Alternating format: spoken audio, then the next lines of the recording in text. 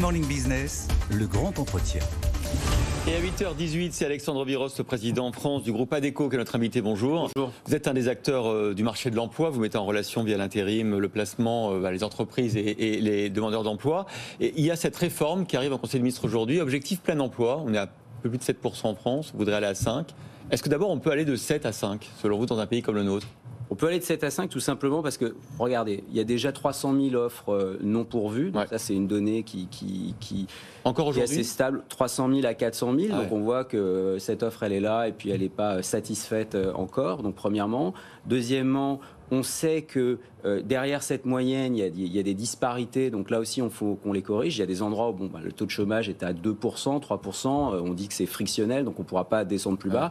Il y a des endroits où il y a encore au-delà de 10 ou 12%. Donc ça veut dire qu'on n'a pas encore l'élan économique, premièrement, mais aussi l'élan social qu'il faut dans ces endroits-là, parce qu'il faut faire de la formation pour amener les personnes qui sont encore au chômage à un niveau d'emploi satisfaisant. Donc je pense que cet objectif de 5%, est-ce que c'est 5%, 5,5%, 4,5%, mais dans ces eaux-là, il reste atteignable. Et on voit bien que la dynamique de création d'emplois, elle reste intense et elle reste très positive, alors qu'il y a encore quelques mois, on nous disait on rentre dans la récession, on rentre dans une période de contraction économique. En réalité, sur le plan de l'emploi, ça ne s'est pas traduit par un affaissement des offres. Le problème pour ces gens qui sont parfois assez loin de l'emploi, c'est que c'est multifactoriel. C'est pas juste parce qu'ils ne sont pas au courant qu'il y a 300 à 400 000 offres d'emploi. Il y a le logement, il y a la garde d'enfants, il y a parfois le handicap. Est-ce qu'on va pouvoir résoudre tout ça grâce au projet de loi qui est sur la table aujourd'hui ? On ne peut pas tout résoudre en un claquement de doigts. Mais ce qui est sûr, c'est qu'on peut déjà simplifier la vie quand on voit qu'il y a des choses qui sont compliquées. Si on prend la situation actuelle, le problème, c'est qu'il y a toute la complexité, je dirais un peu... pas que administrative, mais en fait de l'ensemble de cet écosystème de l'emploi qui est un peu projeté vers le demandeur d'emploi.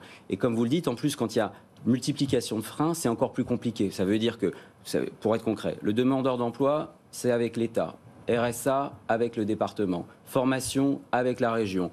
Si on est dans du travail temporaire, ensuite on va rajouter les sociétés de travail temporaire. Donc il y a une grande complexité. Donc là, je dirais qu'il y a une obligation qui est presque collective, peut-être citoyenne, mais vraiment avec un impact économique et social, d'avoir une logique, disons pour faire simple, de guichet unique. De parcours candidat. Oui, de parcours candidat. Et là déjà, si on simplifie, vous simplifiez. On parle des ruptures de charge. C'est comme en transport. Si vous voulez, vous ratez le changement de train quand il y en a trop, quand il y a trop de changements. Là, c'est un peu la même chose sur l'emploi. Il faut simplifier ce parcours. Donc ça, je pense que c'est vraiment quelque chose de positif qui permet d'aller dans la bonne direction. Ça veut dire que ça ne sera pas une... Parce que tout à l'heure, Nicolas Dose notamment était inquiet sur et Jean-Marc Daniel, sur ce centralisme français, France Travail, tout le monde en même temps, ça fait de la bureaucratie. Vous vous dites non, si c'est un guichet unique, où en fait on sait que dès qu'on a un problème d'emploi, on va voir France Travail et après c'est l'interlocuteur France Travail qui nous répartit là où on doit aller, ça c'est une bonne chose.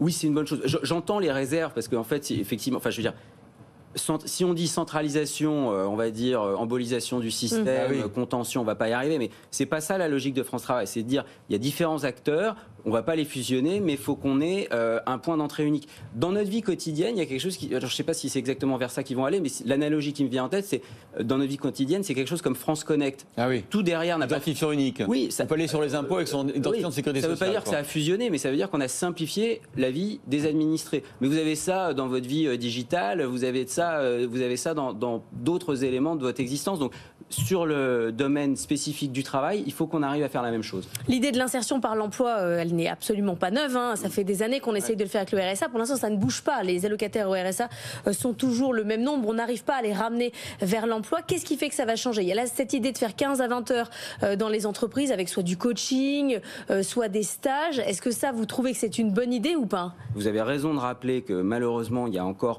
trop de bénéficiaires du RSA qui sont, je crois, c'est plus de 40%, qui sont simplement pas suivis et pas inscrits à Pôle emploi. Donc ça veut dire qu'ils ne sont pas dans une dynamique ou dans une logique de l'emploi.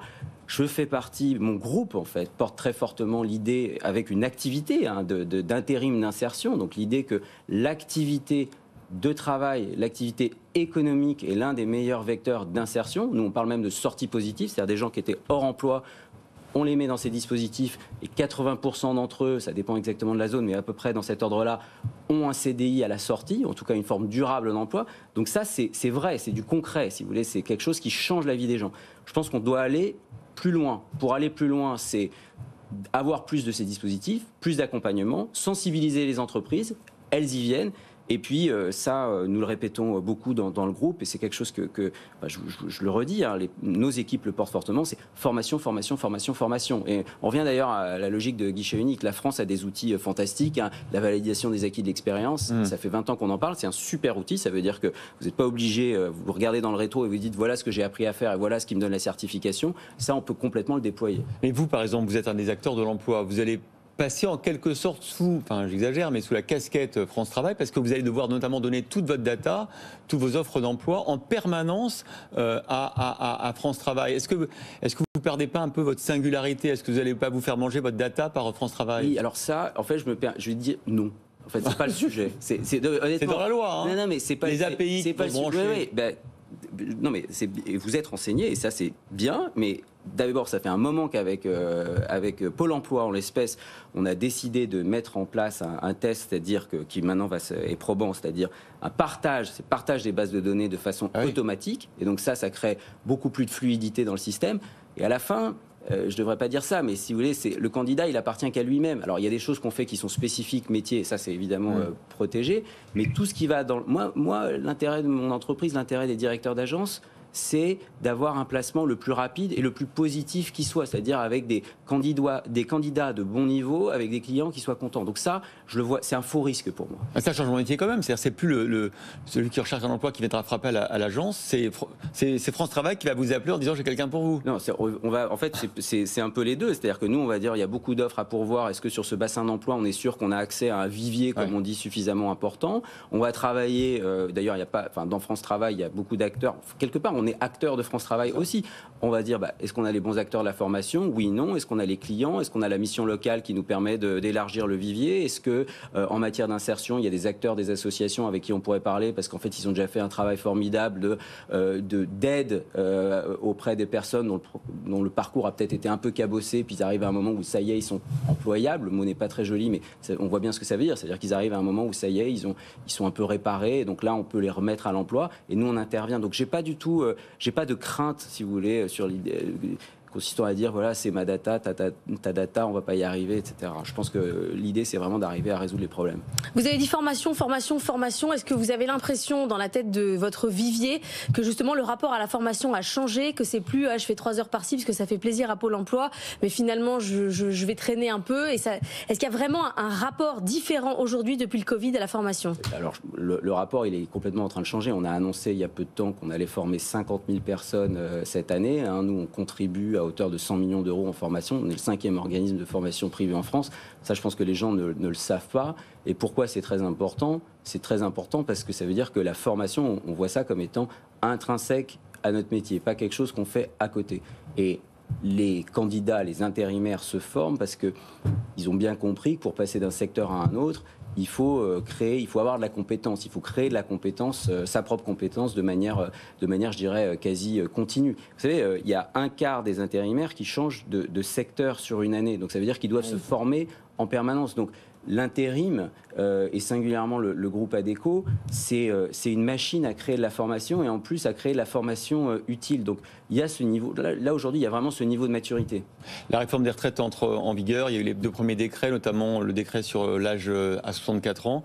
Le travail des seniors, c'est un autre défi pour vous de garder au travail tous ces Français qui vont devoir travailler 2 ans de plus. De toute façon, c'est un défi collectif et pour nous singulièrement. Donc là aussi, je crois que... Alors là, honnêtement, je pense que dans le groupe Adecco, on doit faire mieux en matière de recrutement de seniors. Donc, on a pris la décision avec les équipes d'augmenter de 20% le nombre de personnes dites seniors. Nous, on a mis la barre à 50 ans qu'on a dans notre pool d'intérimaires. Je pense qu'on peut faire plus.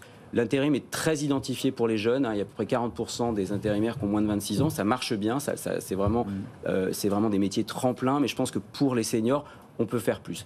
Par ailleurs, je pense qu'il y a la question de l'index senior qui est un peu polémique, mais nous, on y était assez favorable parce se dit, si on ne mesure pas en on ne peut pas corriger. Et puis, il faut créer une sorte d'incentive, d'incitation à recruter les seniors. Donc, je pense qu'il y a beaucoup de choses à faire. Mais ça veut dire qu'il faut aussi qu'on change un peu notre état d'esprit sur deux points. Un, pas voir les seniors comme un poids qu'on se traîne. Et deuxièmement, pas voir une trajectoire professionnelle comme quelque chose de saucissonné. Donc, ça veut dire qu'il faut anticiper. Nous, on est favorable, par exemple, à ce qu'il y ait une sorte de check-up professionnel à mi-carrière, plutôt à 45 ans qu'à 55 ans, parce que c'est trop tard à 55 ans, en se disant à 45 ans, qu'est-ce que j'ai appris, qu'est-ce qu'il me reste à apprendre, vers quoi je peux me projeter, combien de temps il me reste sur ce métier-là, mais quels sont les autres métiers que je peux apprendre à partir de ça. Donc vous voyez, c'est tout un changement dans la logique de sa trajectoire professionnelle qu'il faut adopter. Juste parce qu'on n'a plus de temps, l'intelligence artificielle, ça vous fait peur ou pas ? Non, ça me fait pas peur. Enfin, je veux dire, je suis lucide, donc inquiet. Ça, c'est normal. C'est normal, c'est la base. Hein, voilà, c'est l'existence, c'est comme ça. Après, je pense qu'il y a beaucoup d'opportunités justement pour